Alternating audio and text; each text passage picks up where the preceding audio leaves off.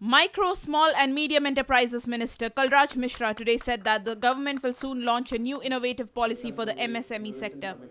While speaking with media, the union minister said that there are complexities in the existing rules and regulations, and to replace these complexities, the government is trying to introduce online system for small enterprises in the country. Micro, small and medium, छोटा उद्योग लगाएंगे।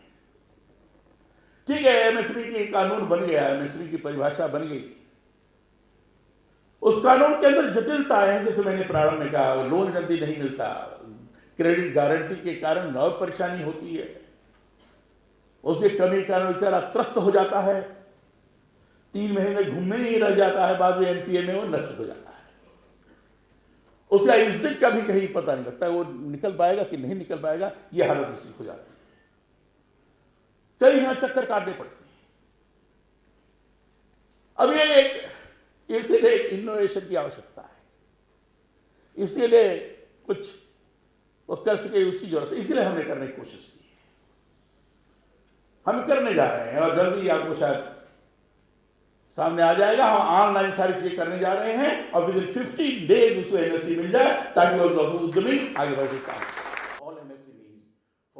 He said in current economic situation, MSMEs can play a bigger role in the development of the country.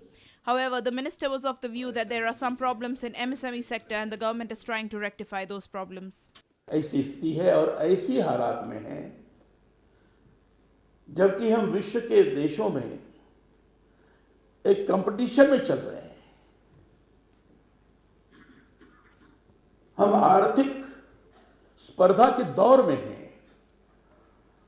और आर्थिक स्पर्धा के दौर में MSME जो एक विशेष प्रकार की भूमिका का निर्वाह करने वाली है, उसमें भी ऐसी जटिलताएं हैं कि अगर वो दूर नहीं हुई तो हम उस स्पर्धा में अपने को, उस कंपटीशन में हम compete कर पाएंगे, उसके सामने एक प्रश्नवाचक चिन्ह है।